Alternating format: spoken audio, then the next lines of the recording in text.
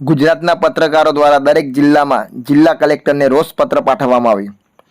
પત્રકારોને કોઈકને હીરો બનાવતા આવડે છે તો તેને ઝીરો કેવી રીતે બનાવો તે પણ આવડતું હોય છે. પત્રકાર વિરુદ્ધ મન ભાવે તેવી ભાષા વાપરનાર નેતાઓ ચેતી જજો. કાચના મકાનમાં રહેનારા બીજાને પથ્થર મારે તે કેટલું યોગ્ય?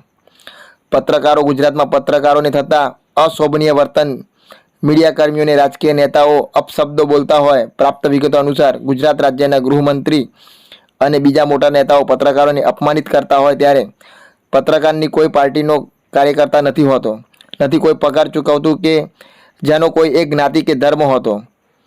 પ્રજાનો અવાજ સરકાર સુધી પહોંચાડવાનો એક સેતુ છે.